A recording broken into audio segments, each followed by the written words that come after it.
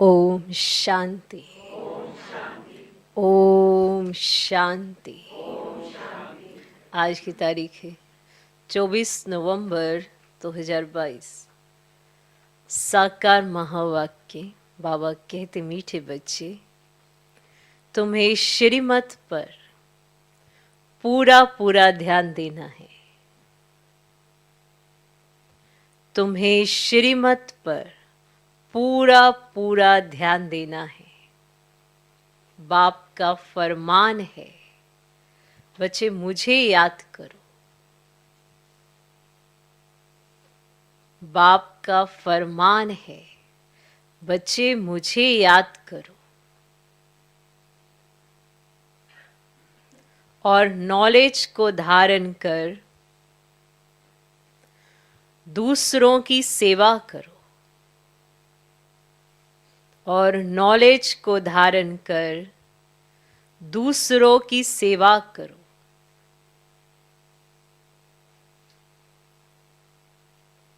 बाबा कहते, मीठे बच्चे, तुम्हें श्रीमत पर पूरा पूरा ध्यान देना है। बाप का फरमान है, बच्चे मुझे याद करो और नॉलेज को धारण कर दूसरों की सेवा करो। दो प्रश्न हैं। पहला प्रश्न, बाबा बच्चों की उन्नति के लिए कौन सी राय बहुत अच्छी देते हैं?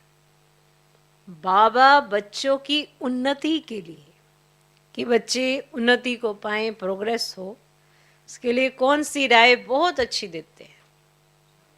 उत्तर, मीठे बच्चे, अपना हिसाब किताब रखो। अपना हिसाब किताब रखो। अमृत वेले प्यार से याद करो। लाचारी याद में नहीं बैठो।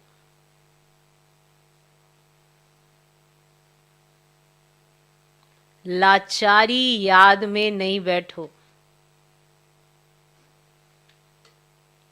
श्रीमत पर देही अभिमानी बन, पूरा पूरा रहमदिल बनो। श्रीमत पर देही अभिमानी बन, पूरा पूरा रहमदिल बनो, तो बहुत अच्छी उन्नति होती रहेगी। तो बहुत अच्छी उन्नति होती रहेगी। बाबा बच्चों की उन्नति के लिए कौन सी राय बहुत अच्छी देते हैं? उत्तर, मीठे बच्चे, अपना हिसाब किताब रखो, माना पोता मेल रखो, अमृत वेले प्यार से याद करो, लाचारी याद में नहीं बैठो। श्रीमत पर देही अभिमानी बन, पूरा पूरा रहमदिल बनो, तो बहुत अच्छी उन्नति होती रहेगी। दूसरा प्रश्न, याद में विघन रूप कौन बनता है? याद में विघन रूप कौन बनता है? क्या चीज है जो आपकी याद में विघन रूप बन जाती है? क्या है वो? उत्तर, पास्ट में जो विकर्म किए हुए हैं वही याद में बैठने समय विघन रूप बनते हैं। पास्ट में जो विकर्म किए हुए हैं वही याद में बैठने समय विघन रूप बनते हैं। तुम बच्चे याद में बाप का आह्वान करते हो। तुम बच्चे याद में बाप का आह्वान करते हो, माया भुलाने की कोशिश करते हो। आप कहते बाबा की याद नेचुरल आए और माया तुम्हें भुलाने की कोशिश करती। तुम याद का चार्ट रखो। तुम याद का चार्ट रखो, मेहनत करो तो माला में पिरो जाएंगे। तुम याद का चार्ट रखो, मेहनत करो तो माला में पिरो जाएंगे। आज का गीत है, तू प्यार का सागर है। ओम शांति। यहाँ जब बैठते हो तो बाबा की याद में बैठना है। माया बोतों को याद करने नहीं देती, क्योंकि देह अभिमान है। कोई को मित्र संबंधी, कोई को खान पान आदि क्या क्या याद आता रहता है। यहां जब आकर बैठते हो तो बाप का आह्वान करना चाहिए, तो बाप का आह्वान करना चाहिए। जैसे जब लक्ष्मी की पूजा होती है तो लक्ष्मी का आह्वान करते हैं, लक्ष्मी कोई आती नहीं है। यहां भी कहा जाता है तुम बाप को याद करो, अथवा आह्वान करो। बात एक ही है, याद से भी कर्म विनाश होंगे। धारणा नहीं हो सकती है क्योंकि विकर्म बहुत है। बाप को भी याद नहीं कर सकते हैं। जितना बाप को याद करेंगे उतना विकर्माजीत निरोगी बनेंगे। है वो सहज, परंतु माया अथवा पास्ट के विकर्म सामने आते हैं जो याद में विघ्न डालते हैं। बाप कहते तुमने ही आधा कल्प अयथार्थ रीति से याद किया। अभी तो तुम प्रैक्टिकल में आह्वान करते हो, क्योंकि तुम जानते हो कि बाबा आया हुआ है। परंतु ये याद की आदत पक्की हो जानी चाहिए। तुमको एवर निरोगी बनने के लिए अविनाशी सर्जन दवाई देते हैं कि मुझे याद करो, फिर तुम मेरे से आकर मिलेंगे। मेरे द्वारा मेरे को याद करने से ही तुम मेरा वर्षा पाएंगे। बाप और स्वीट होम को याद करना है। जहां जाना है वह बुद्धि में रहता है। बाप वहां से आकर सच्चा पैगाम देते हैं और कोई भी ईश्वरीय पैगाम नहीं देते। वे तो यहां स्टेज पर पाठ बजाने आते हैं और ईश्वर को भूल जाते। लक्ष्मी नारायण यहां आते हैं तो ईश्वर का पता नहीं रहता। उनको भी पैगंबर नहीं कह सकते। अब ये तो मनुष्यों ने नाम लगा दिए हैं, अब वे आते ही हैं पाठ बजाने। वे याद कैसे करेंगे? उनको पाठ बजाते बजाते पतित बनना ही है, फिर अंत में पतित से पावन बनना है। अब वे तो बाप ही आकर बनाते हैं, तो बाप की याद से ही पावन बनना है। बाप कहते बच्चे मेरे पास पावन बनाने का एक ही उपाय है, देह सहित जो भी देह के संबंध है उनको भूल जाना है। तुम जानते हो मुझ आत्मा को बाप को याद करने का फरमान मिला हुआ है। तुम जानते हो ना कि मुझ आत्मा को बाप को याद करने का फरमान मिला हुआ है। उस पर चलने वाले को ही फरमान बरदार कहा जाता है। जो कम याद करते हैं वे कम फरमान बरदार। फरमान बरदार पद भी ऊंचा पाते हैं। बाबा का एक फरमान है, याद करो। दूसरा है नॉलेज को धारण करो। याद नहीं करेंगे तो सजाएं बहुत खानी पड़ेगी। स्वदर्शन चक्र फिराते रहेंगे तो धन बहुत मिलेगा। भगवान उवाच मेरे द्वारा मुझे भी जानो और सृष्टि चक्र के आदि मध्य अंत को भी जानो। मेरे द्वारा, ये दो बातें मुख्य है जिस पर ध्यान देना है। श्रीमत पर पूरा ध्यान देंगे तो ऊंच पद पाएंगे। फिर रहम दिल बनना है, सबको रास्ता बताना है, सबका कल्याण करना है। मित्र संबंधियों आदि को भी सच्ची यात्रा पर ले जाने की युक्ति रचनी है, और वह है जिस्मानी यात्रा और ये है रूहानी यात्रा। ये स्पिरिचुअल नॉलेज कोई के पास नहीं है, और वह है सब शास्त्रों की फिलॉसफी। अब ये है रूहानी नॉलेज, सुप्रीम रूह ये नॉलेज देते हैं रूहों को। रूहों को ही वापस ले जाना है। अमृत वेले जब आकर बैठते हैं, कोई तो लाचारी आकर बैठते हैं, उन्हों को अपनी उन्नति का कुछ भी ख्याल नहीं है।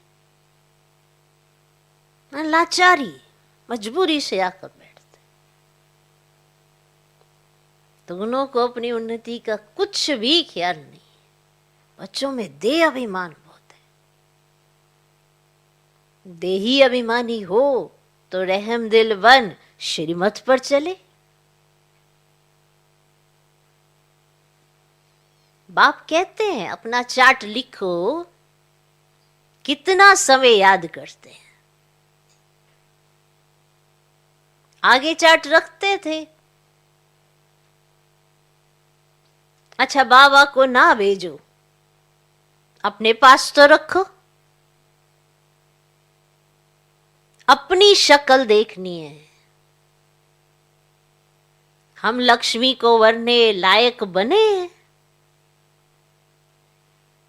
व्यापारी लोग अपना पोता मेल रखते हैं, कोई कोई सारे दिन की दिनचर्या रखते हैं, वो भी होती है लिखने की। ये बाबा बहुत अच्छी राय देते हैं कि अपना हिसाब किताब रखो। कितना समय याद किया, कितना समय किसको समझाया, ऐसा चार्ट रखें तो बहुत उन्नति हो जाए। बाबा मम्मा को तो नहीं लिखना है। माला के दाने जो बनते हैं उनको पुरुषार्थ बहुत करना है। बाबा ने कहा ब्राह्मणों की माला अभी नहीं बन सकती, अंत में बनेगी जब रुद्र की माला बनेगी, और ब्राह्मणों की माला तो बदलती रहती। आज 3-4 नंबर में है, कल लास्ट 16,108 में चले जाते हैं। सोचो 3-4 नंबर वाले इतनी दूर चले गए। कोई गिरते हैं तो बिल्कुल दुर्गति को पा लेते हैं। माला से तो गए, प्रजा में भी चंडाल जाकर बनते हैं। अगर माला में पिरोना है तो मेहनत करो। बाबा सबके लिए बहुत अच्छी राय देते हैं। भल गूंगा हो, कोई को भी इशारे से बाबा की याद दिला सकते। अंधे लूले कैसे भी हो, तंदुरुस्त से भी ज्यादा ऊंच पद पा सकते हैं। सेकंड में जीवन मुक्ति गाई हुई है। बाबा का बना और वर्षा मिल गया। अब उनसे नंबरवार पद दे। बच्चा पैदा हुआ, वर्षे के हकदार बन गया। अब यहां तो मोमेल्स बच्चे, तो बाप से वर्षे का हक लेना है। सारा मदार पुरुषार्थ पर है। फिर कहते हैं कल पहले भी हार खाई होगी।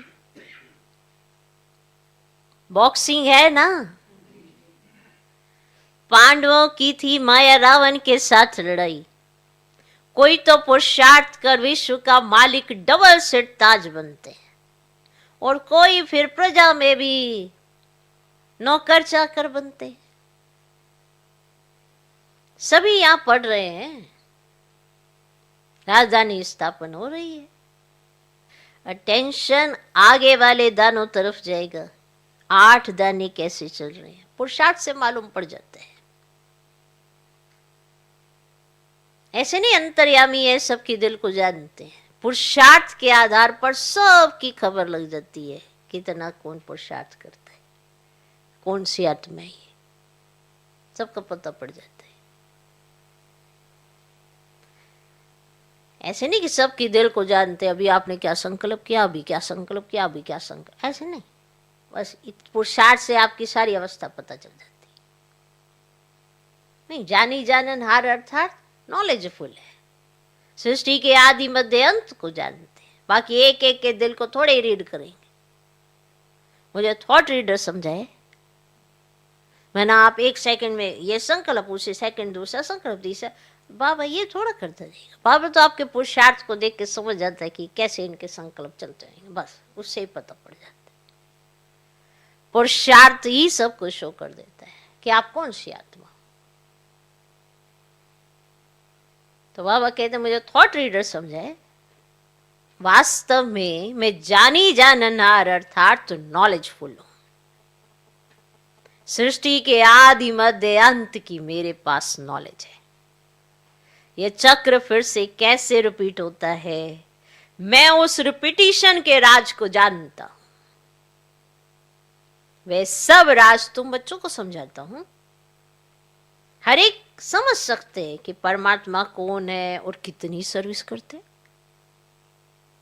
बाकी बाबा एक एक के दिल को जानने का धंधा नहीं करता है। कहीं कहते ना, बाबा मेरी दिल तो आप जानते हो, तुम शायद बाबा की दिल को नहीं जानते हो।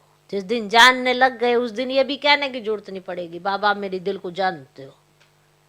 क्यों कहना पड़ता है ये बार बार, बाबा आप मेरी दिल को जानते हो। साफ रहो, कुछ कहने की जरूरत ही नहीं है, साफ है ना। तुम इतने इतने ऐसे ऐसे संकल्प चला दो, फिर तुम्हें बार बार ये सोचना पड़े, नहीं मेरा भाव ये नहीं था, मेरा भाव ये नहीं था। क्या जरूरत है, सीधे साधे रहो ना। सही नहीं है, मेरा भाव ये नहीं था, मेरा भाव ये नहीं था, बार बार यही बोलना पड़ जाए तो क्या था तुम्हारा भाव फिर? शायद तुम्हें भी नहीं पता, क्योंकि तुम अपने को भी अच्छे से नहीं जानते। आप जानते हैं इसीलिए रोज रोज समझा रहे हैं, ताकि तुम्हें वो समझ आए जो भगवान समझाना चाहते। तो बाबा बाकी ऐसे एक एक के दिल को जानने का धंधा नहीं करता है। वे चैतन्य मनुष्य सृष्टि का बीज नॉलेजफुल है। जानी जानन हर अक्षर बहुत पुराना है। हम तो जो नॉलेज जानता हूं ना, वह तुमको पढ़ाता हूं। बाकी तुम क्या क्या करते हो, वह सारा दिन बैठ देखूंगा क्या? मैं तो सहज राजयोग ज्ञान सिखलाने आता हूं। बाबा कहते बच्चे तो बहुत हैं, बच्चे ही पत्र आदि लिखते हैं, और मैं भी बच्चों के आगे ही प्रत्यक्ष होता हूं। फिर वह सगा है वह लगा है, सो फिर मैं समझ सकता हूं। जो भी बच्चे मेरे सम्मुख होते हैं, मैं ये समझ जाता हूं कि ये सगा है या लगा है, मैं समझ सकता हूं। हर एक की पढ़ाई है, श्रीमत पर सभी को एक्ट में आना है, कल्याणकारी बनना है। तुम जानते हो बृहस्पति को वृक्षपति डे भी कहा जाता है। वृक्षपति सोमनाथ भी ठहरा, शिव भी ठहरा। तो बच्चों को बोध करके गुरुवार के दिन स्कूल में बिठाते हैं, गुरु भी करते हैं। तुमको सोमनाथ बाप पढ़ाते हैं, तो रुद्र भी सोमनाथ को कहते हैं रुद्र ज्ञान यज्ञ रचा। तो ये एक ही यज्ञ चलता है जिसमें सारी पुरानी दुनिया की सामग्री स्वाह होनी है। तत्व भी उथल पाथल में आ जाते हैं, सब इसमें स्वाह हुए।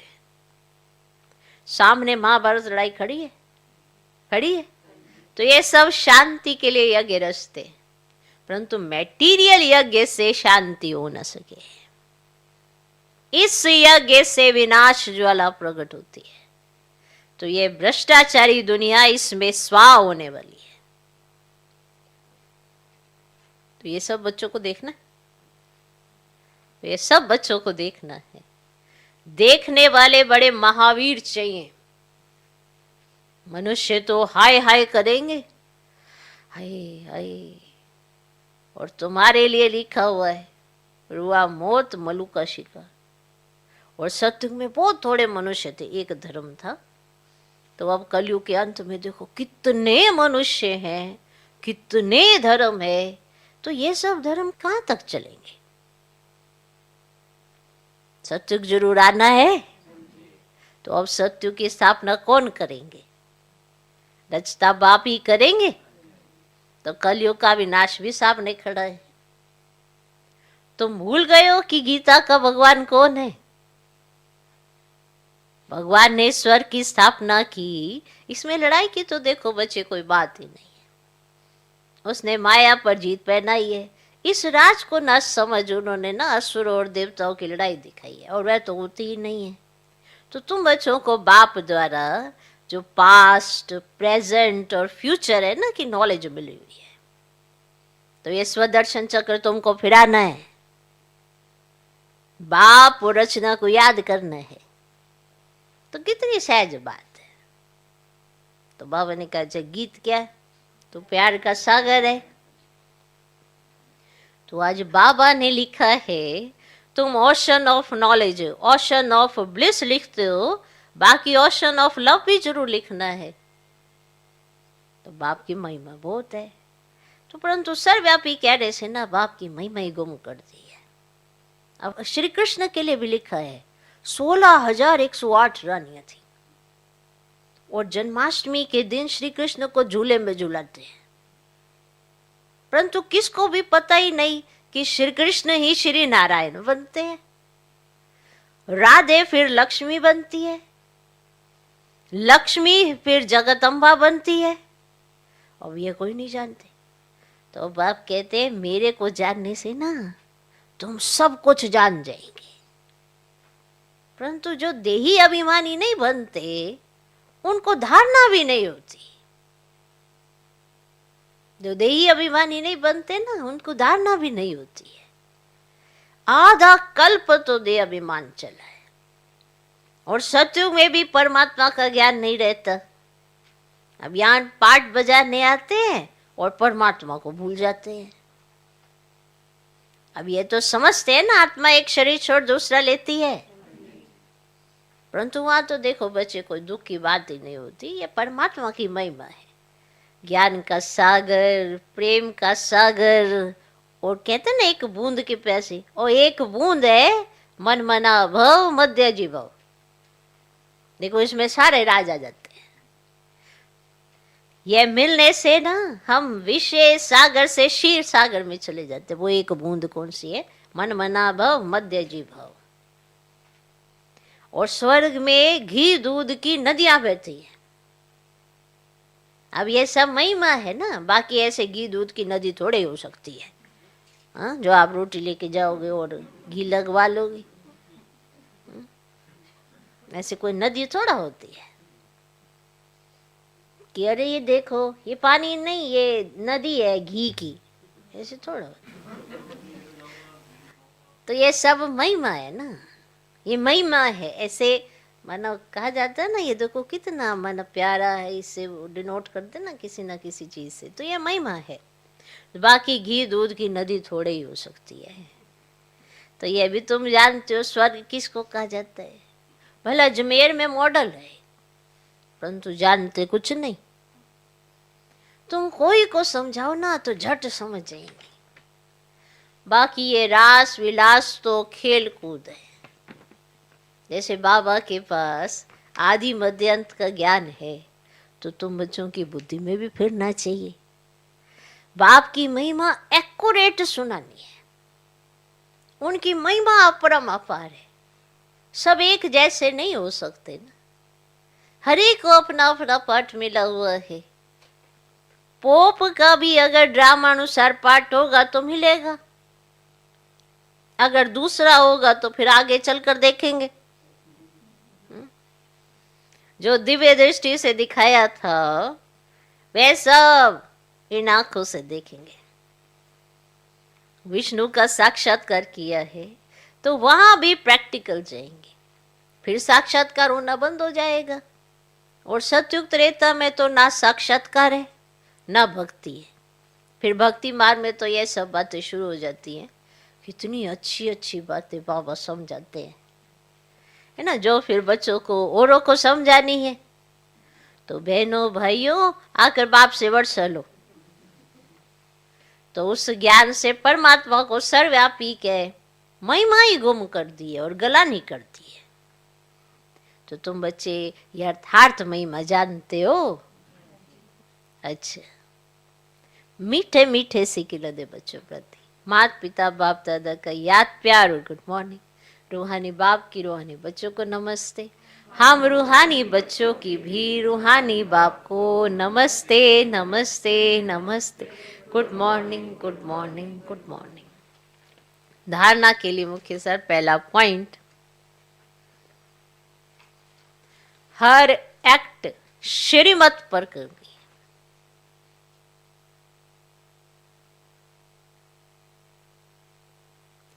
हर एक्ट श्रीमत पर करनी है। सबका कल्याणकारी रहम दिल बन सेवा करनी है। सबका कल्याणकारी रहम दिल बन सेवा करनी है।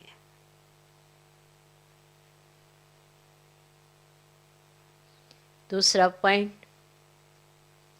याद की आदत पक्की डालनी है। याद की आदत पक्की डालनी है। याद में बैठने समय कोई भी मित्र संबंधी खान पान आदि याद ना आए, इसका अटेंशन रखना है।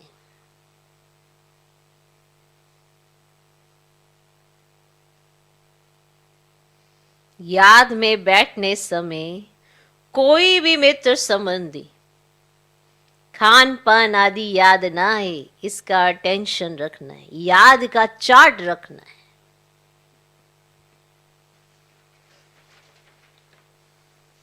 आज का वरदान, नॉलेजफुल बन, नॉलेजफुल बन,